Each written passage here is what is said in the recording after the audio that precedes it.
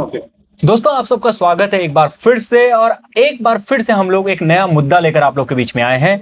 आप जानते हैं कौन, मैं और मेरे साथ पंकज पवार भैया हैं। और लगातार हम लोग किसी न किसी चीज पर चर्चा करते रहते हैं जो उत्तराखंड से जुड़ी होती हैं, जिनमें उत्तराखंड में चर्चाएं चल रही होती हैं। और एक और चर्चा इस समय पूर्व कैबिनेट मंत्री और इस समय कांग्रेस के वरिष्ठ नेता हरक सिंह रावत ने छेड़ रखी है। और आप लोग में से ज्यादातर लोग जानते भी होंगे कि उन्होंने लगातार उनके ऐसे ऐसे बयान सामने आ रहे हैं जो कि लगातार राजनीति को गरमा रहे हैं। और एक और बयान उनका आया 30 करोड़। उन्होंने कहा 30 करोड़ रुपए मैंने चंदे के रूप में दिए। अब दिए कि नहीं दिए ये पार्टी जाने, जो जिसको दिए, या फिर वो व्यक्ति जाने जिसने दिए हैं। ये पर हम उस पर ही चर्चा करेंगे कि आखिर क्या कुछ रहा। मेरे साथ पंकज भैया हैं, उनसे जानते हैं। भैया, आपको क्या लगता है कि इतनी बड़ी बात कह देना कि 30 करोड़ रुपए मैंने दिए, तो क्या कुछ हो सकता है अगर इस 30 करोड़ की बात हम जाएं? क्योंकि त्रिवेंद्र सिंह रावत ने कहा बिल्कुल 27 करोड़ रुपए तो दिए गए। नहीं, हरक सिंह रावत ने पूरे 30 करोड़ रुपए नहीं दिए। हरक सिंह रावत का कहना है कि मैंने 1 करोड़ रुपए दिए हैं, और 1 करोड़ में से जो ज्यादातर पैसा इकट्ठा हुआ है वो खनन माफियाओं से उन्होंने लेकर दिया है। तो वैसे तो ये हरक सिंह रावत कई बार सनसनीखेज बातें करते ही रहते हैं, और ये कोई नई बात नहीं है। लेकिन इससे एक बात ये भी उठती है कि पार्टियां किस तरीके से अपना जो पार्टी चलाने के लिए जो फंड है वो रेज करती हैं। हालांकि पार्टी ये कह रही है कि भाई आप जो हैं, हमने जो है चेक से लिया, हमने सब बोले। लेकिन अगर कोई खनन माफिया, कोई मर्डरिस्ट भी आपको चेक से पैसे दे रहा है तो आप उससे भी ले लेंगे, तो ये सही बात नहीं है। और कहीं ना कहीं हरक सिंह रावत ने जो बात कही है, वो अगर वो पहले कह देते तो शायद उस बात की और गरिमा होती। क्योंकि हरक सिंह रावत तब तक चुप रहे जब तक उनको सीबीआई से क्लीन चिट नहीं मिल गई, या फिर ईडी से उनकी जो पूछताछ है वो खत्म नहीं हो गई, और चार्जशीट जो है वो ईडी द्वारा नहीं लगा दी गई। तो कहीं ना कहीं ऐसा लगता है कि हरक सिंह रावत भी तब तक का इंतजार कर रहे थे जब तक जो एजेंसियां हैं उनके हाथों से उनका गला छूट नहीं जाता।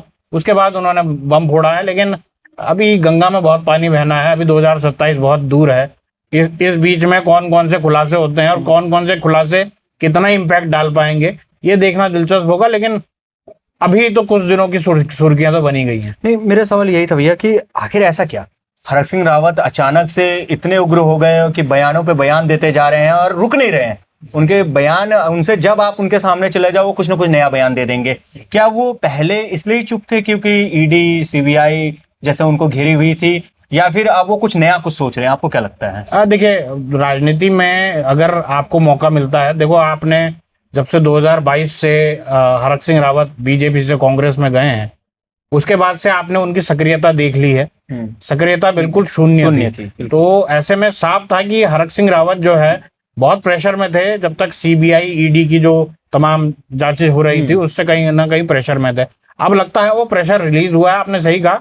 और जिस तरीके से सबसे पहले मैंने ही वो खबर वो निकाली थी कि इनको, क्योंकि इसमें कोई ऑफिशियली क्लीन चिट का जैसा कोई मामला नहीं है, चार्जशीट में उनका नाम नहीं है, एफआईआर में उनका नाम नहीं है। तो ये माना जाता है कि अगर आपका इन चीजों में नाम नहीं है तो आपका उसमें मामला बनता नहीं है। तो हरक सिंह रावत इसलिए राहत महसूस कर रहे हैं। और मैंने जिस दिन से वो खबर की है उसके दूसरे दिन से हरक सिंह रावत जो है बिल्कुल बाहें चढ़ाकर जो है बिल्कुल तैयार बैठे हैं। और जो मिलेगा मैं उसको फोड़ डालूंगा, जो मिलेगा मैं उसको तोड़ डालूंगा। भाजपा को लेकर भी खूब बयान दे रहे हैं कि तब तक मैं जो है माला नहीं पहनूंगा।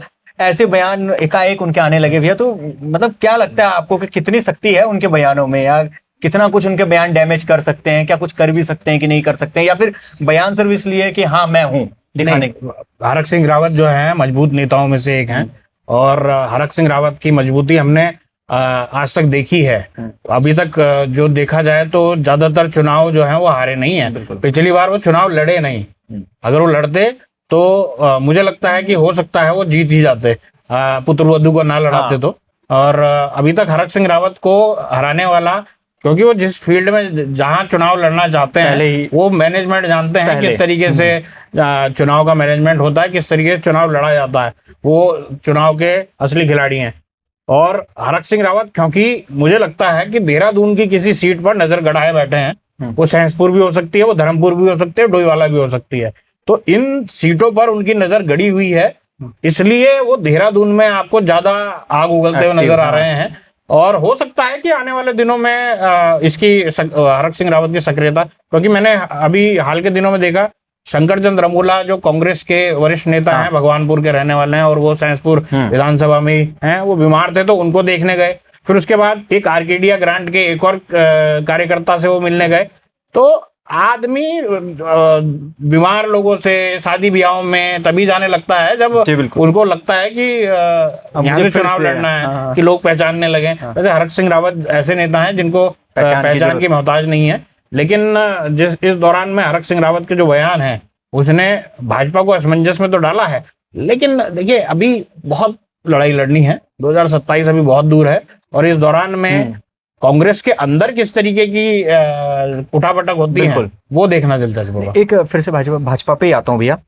नहीं, जिस तरह से उन्होंने कहा कि मैंने मतलब हम लोगों ने जो भी है इकट्ठा करके 30 करोड़ रुपए दिए, जिसमें उन्होंने अब कह दिया कि एक चेक मेरा जो है वो शायद उनका बाउंस भी हो गया था, ये सब चीजें कही।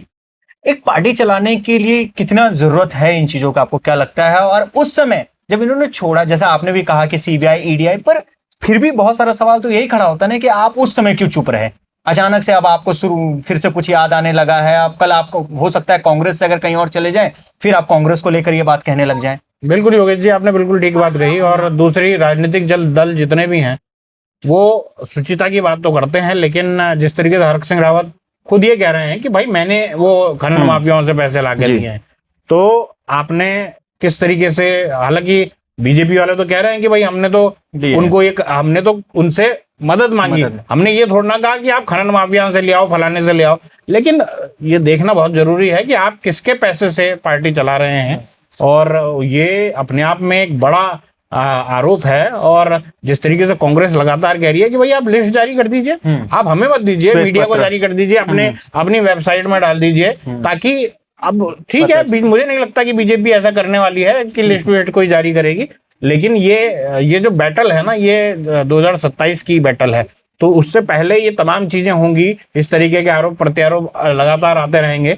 और जैसा 30 करोड़ की बात आई थी, तो 30 करोड़ नहीं तो त्रिवेंद्र सिंह रावत क्योंकि मुख्यमंत्री थे उस समय, उन्होंने खुद ही कहा कि भाई 27 है जी। लेकिन कौन कितना पैसा किससे लेके आया वो तो कहीं ना कहीं इन्हीं नेताओं को पता है। हरक सिंह रावत ने अभी 1 ही करोड़ का वो बताया है जी। बाकियों से 27 करोड़ कहां से आए हैं? लेकिन देखिए पार्टियां हैं, राजनीतिक दल इसी तरीके से चलते हैं, इसी तरीके के पैसों से या फिर इसी तरीके से चंदे से वो करते हैं। और चंदे में फिर राजनीतिक दल ये नहीं देखते कि किसने कौन पैसा दे रहा है, कौन नहीं दे रहा है।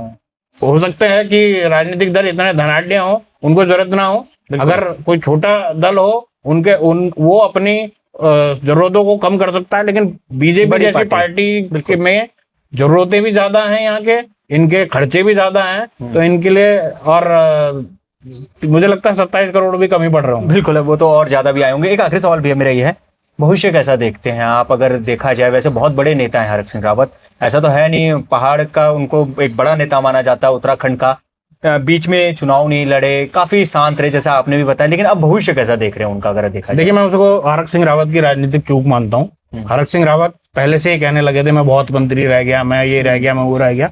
हरक सिंह रावत जैसे नेता को राजनीति में होना चाहिए। ऐसा नहीं है कि हरक सिंह रावत जैसा जो है, क्योंकि वो लड़ने वाला नेता है और मैंने देखा उनकी राजनीतिक जर्नी जो है वो जुझारू है। उन पर कई आरोप भी लगे इस दौरान में, चाहे वो जैनी केस हो या फिर इस दौरान में जब 2016 का मामला हो, तब ये तमाम चीजें जो हैं वो आरोप प्रत्यारोप लगते रहे। लेकिन राजनीति में मेरा मानना है किसी भी बड़े नेता को इतनी जल्दी खत्म होना नहीं चाहिए। और जैसा 2022 का जो मामला था, अगर मुझसे सलाह लेते तो मैं कहता कि भाई चुनाव लड़ो, क्योंकि राजनीतिक रूप से किसी बड़े नेता को खत्म होना नहीं चाहिए जब तक उसकी उम्र ऐसी ना हो जाए कि बिल्कुल ही राजनीति करने लायक ना रहे। तो कुल मिलाकर हरक सिंह रावत का अभी अगले 4-5 साल 10 साल तो अभी राजनीति का बहुत पोटेशियम उनके अंदर है। एक सवाल और याद आ गया अभी मेरे को, क्योंकि बड़ा महत्वपूर्ण है। हरक सिंह रावत जहां रहते हैं असमंजस जो है वो जरूर पैदा कर देते हैं। काफी अपने ही जो उनके कद्दावर नेता रहते हैं उन्हें भी वो परेशान कर देते हैं, उनसे भी सवाल कर देते हैं, क्योंकि कांग्रेस के लिए वो सवाल खड़े नहीं करेंगे अगर जिस तरह से अब तो बोलना भी शुरू कर दिया उन्होंने, आपको क्या लगता है? नहीं, तो हरक सिंह रावत का बोल्डनेस जो है ना, वही उनकी पॉजिटिव है, वही प्लस है उसका। और हरक सिंह रावत आज से जो नेता जो हैं वो इसी बोल्डनेस के कारण आज तक इतनी ऊंचाई तक पहुंचे हैं। वरना अगर जैनी केस जैसे मामले में आरोप लगना और अपनी उसी बोल्डनेस के कारण, उसी कोशिशों के कारण वो उससे बच के भी निकल गए, उसके बाद भी तमाम आरोप लगते रहे। अभी जो ये जमीनों वाला मामला है या फिर तमाम चीजें हैं, हरक सिंह रावत अपने आप लड़ने वाला नेता है, और वो लड़ने वाला नेता है इसीलिए वो लोगों की आंखों में खटकता भी है और थोड़ा कभी कभी ज्यादा भी बोल देते हैं। मैं हमेशा ये कहता हूं कि व्यक्तिगत राजनीतिक दलों में नेताओं को व्यक्तिगत होकर आरोप नहीं लगाने चाहिए। हरक सिंह रावत कई बार व्यक्तिगत हो जाते हैं लोगों से, और मैं उनको यही सलाह दूंगा कि जैसा मैंने राजनीतिक रूप से मैंने इतने साल से पत्रकारिता देखी है, मुझे लगता है कि हरक सिंह रावत को व्यक्तिगत लोगों से नहीं होना चाहिए, इसलिए वो ज्यादा लोगों के निशाने पर आते हैं, क्योंकि वो व्यक्तिगत होकर आरोप लगा देते हैं। तो मुझे लगता है कि भविष्य में इस बात की ख्याल रखेंगे तो कुछ बचेंगे। वैसे तुलना करना तो सही नहीं है, लेकिन आजकल जैसे लोग ट्रम्प से डरते हैं कि फोन में बात करेंगे, पता नहीं वो कल क्या बोल देंगे, तो ऐसा ही है हरक सिंह रावत का भी कुछ पता नहीं है कि अंदर क्या चीज हो रहा है। तो उत्तराखंड के ट्रम्प जो है, आप ये कह रहे हैं कि हरक सिंह रावत उत्तराखंड के ट्रम्प है। अब आप सुन ही रहे होंगे कि कई सारे जो देश है वो ट्रम्प से बात ही करना कि फोन में बात नहीं करेंगे, सामने मिलेंगे तो बात कर लेंगे। तो इस तरह से हो सकता है। दोस्तों, अब जिस तरह से हम लगातार आप लोग के बीच में कुछ ना कुछ लेकर आते रहते हैं, और वो भी ऐसे टॉपिक जो बहुत ज्यादा गरमाए रहते हैं, तो ऐसे टॉपिकों को आप लगातार जहां देख रहे हैं वो है सोशल मीडिया पेज। तो जिस तरह से आई एम पंकज पवार का पेज है, हिमालयन थॉट का पेज है, इसी के साथ यूट्यूब जो है, फेसबुक, यूट्यूब, इंस्टाग्राम में भी आप ये सब चीज देख रहे होंगे। तो आपसे एक ही रिक्वेस्ट है, फॉलो और सब्सक्राइब जरूर करें, और ताकि हम लोग जो भी वीडियो बनाते हैं वो आप तक सबसे पहले पहुंच सके।